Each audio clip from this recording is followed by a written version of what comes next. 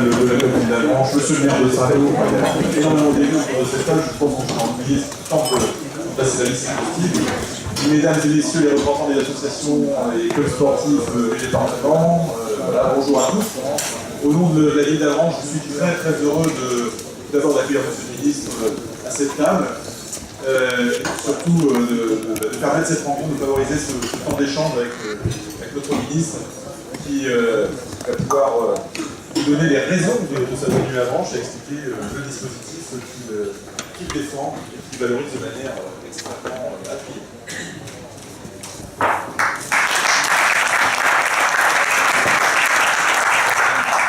Monsieur le ministre, cher Thierry, madame le secrétaire général, monsieur le président du conseil départemental, mesdames, messieurs les conseillers départementaux, mesdames, messieurs les élus, monsieur le sénateur, pardon, mesdames, messieurs les élus, et puis je voudrais surtout saluer le monde associatif très représenté ce midi. C'était l'objectif, c'était le but.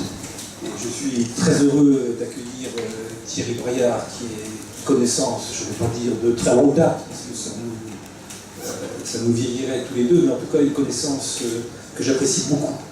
Et je dis à Gilbert Garin et je dis à tous les amoureux du foot qu'avec Thierry et Marie-Georges Buffet et Pascal de Guilhem, on a fait un rapport il y a 3 ans maintenant sur le football français, sur l'intégration du football français. Je déteste les mots anglais, mais là je suis obligé quand même parce que c'est presque une appellation contrôlée. L'intégration du football français dans le fair play financier de l'UEFA décidé par Michel Platini, et on a fait un certain nombre de déplacements ensemble. Sans doute l'un des plus intéressants, c'était au Bayern de Munich, c'est un bon souvenir, et c'était Thierry qui était le président de cette mission d'information parlementaire. Bref, avec Thierry, quand il m'a dit qu'il faisait un tour de France pour parler de l'emploi dans le sport, le plan citoyen du sport, c'est comme ça qu'on l'appelle, je lui ai dit ce serait bien qu'il puisse venir également dans le département de la Manche. Et on va faire d'une pierre deux coups, puisqu'il y aura cette discussion, ce dialogue avec les présidents d'associations qui est à mon avis fondamental. Et je voudrais me réjouir de cette première signature entre la SPTT Saint-Lô et l'occasion de saluer François Brière, le maire de Saint-Lô. Et puis il peut y avoir d'autres associations qui viennent aussi sur ce plan citoyen du sport. En tout cas, vous êtes là pour écouter ce que va vous dire Thierry Braillard dans quelques instants. En tout cas, merci, cher Thierry, d'être venu, d'avoir accepté cette invitation. Et puis, on se reverra tout à l'heure pour l'inauguration d'une très belle salle de sport. J'insiste, très belle salle de sport à Ducet, pour monsieur le maire de Ducet qui est ici, pour avoir le plaisir de tout accueillir.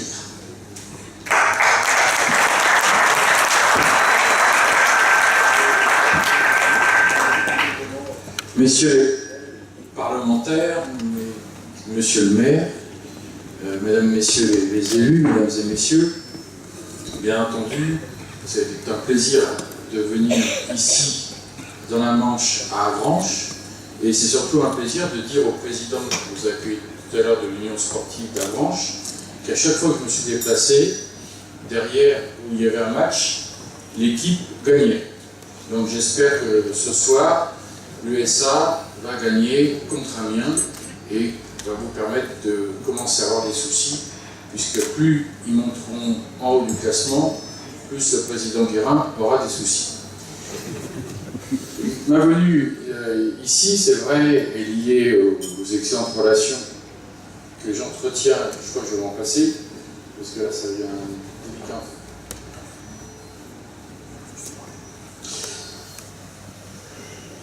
Excellente relation que j'ai à l'Assemblée avec Lina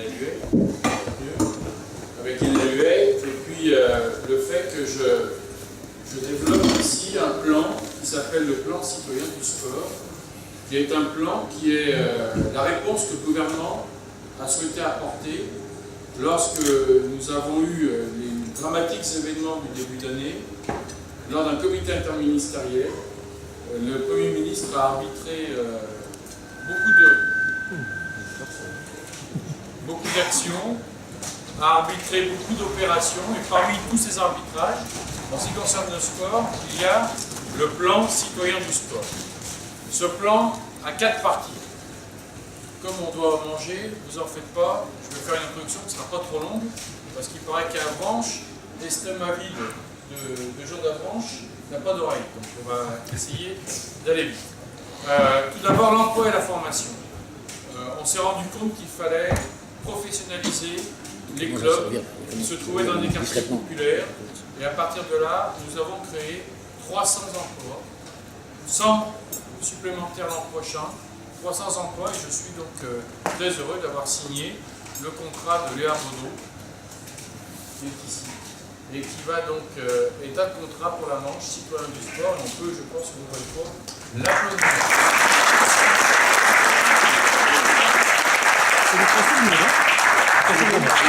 Il faut savoir que ce ne sont pas n'importe quel emploi, c'est des emplois sur lesquels on compte beaucoup, bien sûr d'éducateurs sportifs, mais plus que cela. C'est-à-dire que Léa devra aussi essayer d'initier, d'inciter, de susciter des jeunes à la pratique sportive, au hand en particulier, mais en tout cas c'est ce que nous souhaitons. Et puis la féminisation du sport, car on se rend compte qu'à l'âge de 12-13 ans, il y a une chute de licenciés féminines dans ce pays qui est assez dommageable. Il y a de multiples raisons, mais une des raisons, c'est que l'offre sportive qui est proposée est souvent trop limitée. Et ce qui vient à dire que quand il y a le foot ou les arts martiaux, et qu'on n'a pas envie de faire ni du foot ni des arts martiaux, eh ben on ne fait pas de sport. Donc l'idée du plan citoyen du sport, c'est aussi d'inciter à la pratique sportive. Avec aussi des emplois du CNDS qui vont être réorientés, 1000 emplois sur les quartiers prioritaires politiques de la ville.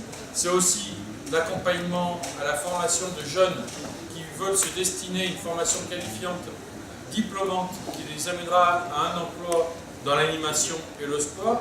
1500 jeunes vont être accompagnés, c'est un dispositif qu'on a décidé d'appeler Sésame. C'est également 15 000 services civiques. On n'est pas dans l'emploi, on est dans l'engagement, mais on sait qu'aujourd'hui c'est pour beaucoup de jeunes un pied à l'étrier qui est mis avec ce service civique. On a signé 15 000, on en est déjà à 4 600 dès la première année. Et j'ai la certitude que le plan du sport va nous permettre d'avoir des résultats escomptés. Et si des conseils départementaux, avec ce président, veulent nous accompagner dans ce dispositif, ils sont toujours les bienvenus. Nous avons, après, le deuxième partie de ce plan, c'est les fédérations. Les fédérations, trop d'entre elles, ne veulent pas développer leur activité dans des quartiers difficiles.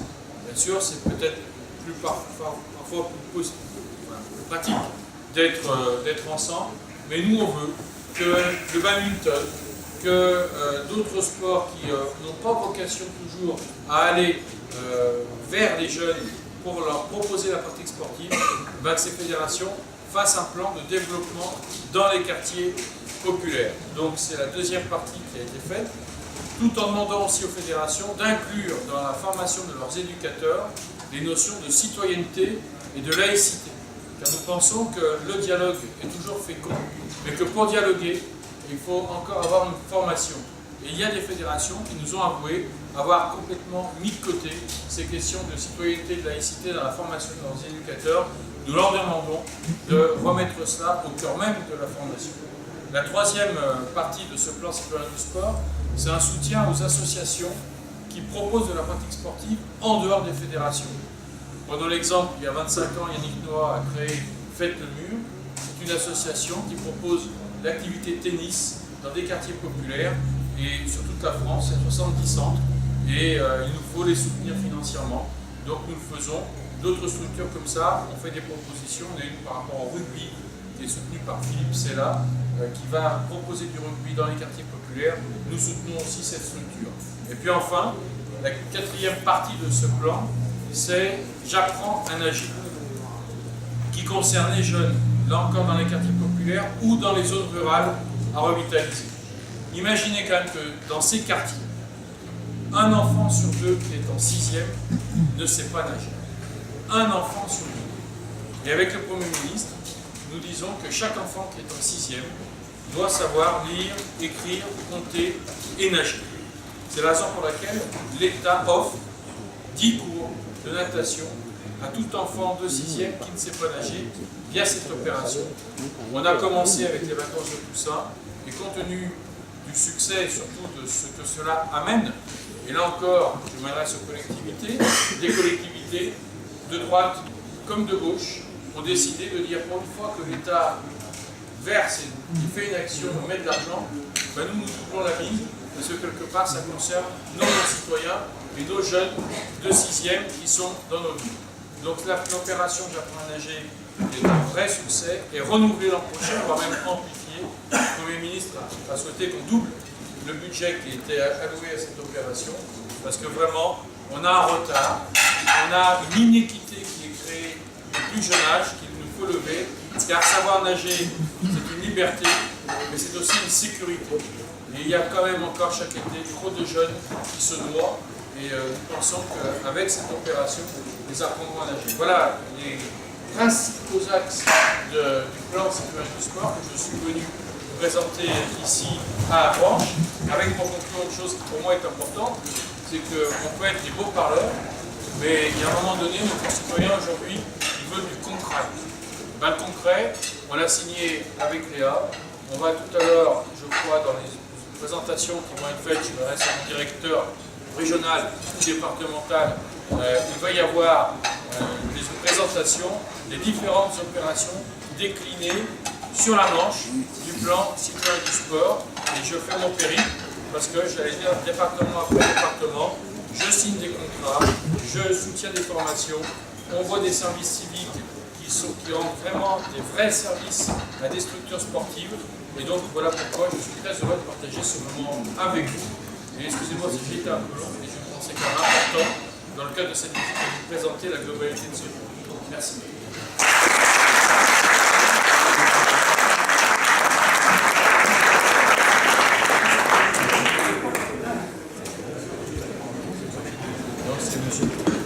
Monsieur Poisson, je crois que tu vas prendre le... Monsieur le ministre, mesdames et messieurs les élus, mesdames et messieurs, est-ce qu'on m'entend assez? Alors, on va ça va fonctionner.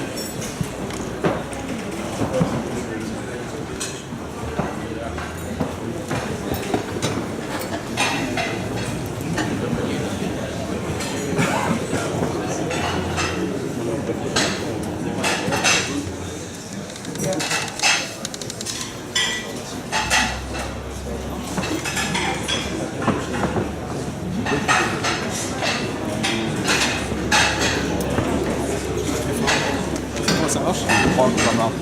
Ça marche, hein, vous entendez? Pas de bouton? Petit problème technique. Ça marche là? Vous m'entendez? Non. Écoutez, ça marche.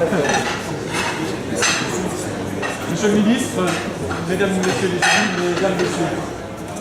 Monsieur le ministre, vous venez de rappeler la place éminente que le sport peut prendre pour porter les valeurs de citoyenneté. Le sport, vecteur de cohésion sociale, nous y croyons dans nos actions au quotidien. Dès la mise en place du plan citoyen du sport au printemps dernier, nous nous sommes mobilisés auprès de nos partenaires pour promouvoir la création d'un emploi destiné à permettre l'accès à la pratique sportive pour le plus grand nombre, en particulier les jeunes et les habitants des quartiers de la politique de la ville. L'enjeu est triple: trouver une association sportive capable de s'engager durablement dans la démarche et d'inscrire cette dernière dans son projet associatif, informer et convaincre les collectivités ayant des quartiers de politique de la ville de l'intérêt de cette démarche, qui pouvait utilement s'inscrire dans les réflexions en cours sur la construction des nouveaux contrats de ville nouvelle génération qui se sont mis en place cette année. Et trouver des personnes diplômées, si possible des femmes, motivées par la mission. C'est ainsi que la SPTT Saint-Lô, section handball, soutenue par la ville de Saint-Lô, avec ses 2 quartiers de la politique de la ville, et la communauté d'agglomération qui détient la compétence sport, s'est portée candidate en soulignant notamment l'intérêt de pouvoir intégrer dans son projet associatif une action pérenne que les bénévoles du club ne peuvent pas assurer dans le temps. La SPTT, Association sportive pour toutes et tous, dont le slogan « Un sport pour tous » est une île de conduite, une valeur forte pour ses bénévoles, était un prétendant naturel à la mission citoyenne du sport. Ce projet a valeur d'exemple. La SPTT Saint-Lô est un des grands clubs omnisports du département, avec plus de 800 adhérents et sur une dizaine de disciplines. Sa section handball a déjà développé un certain nombre d'initiatives pour accueillir le plus grand nombre de pratiquants. Par exemple, des écoles de formation qui sont un engagement fort du club, notamment l'équipe Pagnon féminine qui évolue à haut niveau, à la plupart de son équipe première qui a été formée du club. Une école d'arbitrage.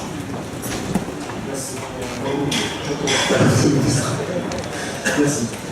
Donc je continue. Donc une école d'arbitrage, une section d'éveil sportif pour les tout petits. Ces deux dernières actions ayant bénéficié du label or de la Fédération française de handball.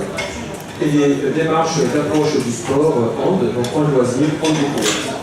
Fort de ces expériences, la SPDT Salon a proposé une fiche de poste répondant aux critères de la démarche citoyenne du sport que vous avez présentée tout à l'heure.